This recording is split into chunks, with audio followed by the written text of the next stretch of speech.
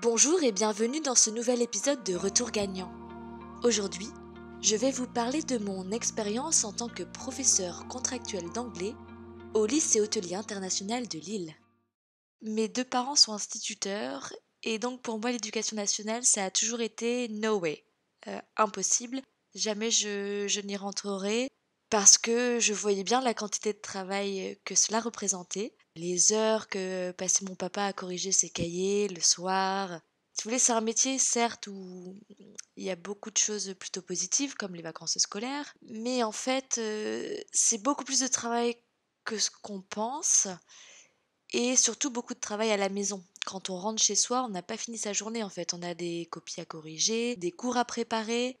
Et pour le coup, je pense que je n'y étais pas préparée justement, parce que étant donné qu'on m'a appelé le vendredi pour commencer la semaine d'après, c'est vrai que ça a été énormément de travail et surtout on n'a pas de d'appui. J'avais pas de base, si vous voulez, rien sur lequel m'appuyer justement pour savoir comment préparer un cours. J'avais simplement déjà, effectué plusieurs, cours particuliers. Mais en fait, très vite on se rend compte que les élèves ont des niveaux vraiment différents et donc le cours qu'on a préparé, qui était un cours un peu d'introduction moyen, pour toutes les élèves, tous les niveaux, bah, en fait c'est pas possible, il y a des classes, ils savaient à peine se présenter en anglais donc aller leur faire comprendre des choses et si vous voulez quand on devient bilingue, on n'a plus cette notion de ce que les autres comprennent ou pas et donc c'est vrai que constamment il faut que je me rappelle que, bah, si moi je comprends tout, eux ne sont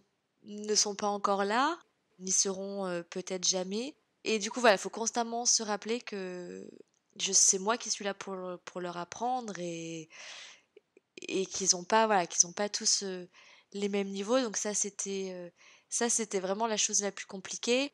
Tous les connaître, savoir où ils en sont, ce qu'ils ont déjà vu, pas vu et puis voilà, bah, finalement, si vous voulez, normalement un professeur commence à 18 heures semaine. Moi, j'ai déjà commencé à plus de 20 et voilà, à préparer en un temps record, c'était quand même fou tout ça.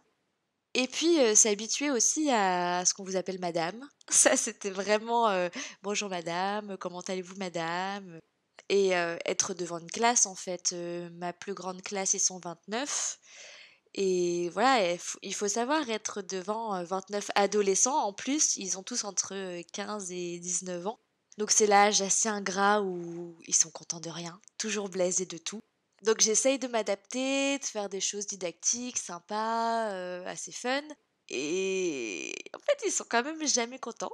Mais bon, dans l'ensemble, ça se passe bien, je me sens à l'aise devant eux. C'est ça aussi qui était peut-être inquiétant avant de commencer. Est-ce que j'allais pas être stressée de me retrouver devant, autant d'ados? Puis finalement, ça se passe très bien. Enfin, c'est vraiment pas ça ce qui me fait le plus peur, c'est plus voilà le nombre d'heures, rentrer à la maison, devoir encore préparer les classes, tout ça.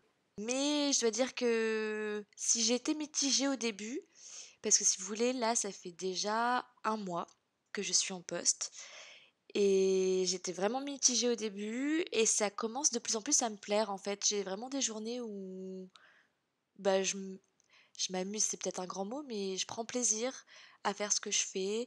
Des journées où voilà, je sens qu'avec les élèves, il y a une confiance qui s'instaure, on s'entend de mieux en mieux, puis on commence à se connaître aussi, donc c'est vrai que ça, c'est plutôt agréable.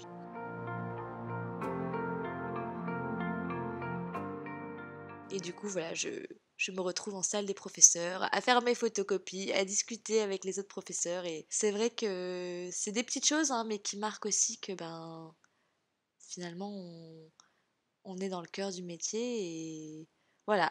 La question maintenant, c'est de savoir si ce sera justement mon métier. En toute honnêteté, je pense que je vais continuer à chercher dans ma voie dans le journalisme. Je vais pas lâcher l'affaire. Là, j'ai vraiment des journées où j'ai la boule au ventre, j'ai pas envie d'y aller, mais la plupart du temps, ça se passe bien et c'est vrai que plusieurs fois, je me souviens rentrer à la maison et dire, «Bah, j'ai passé une bonne journée aujourd'hui».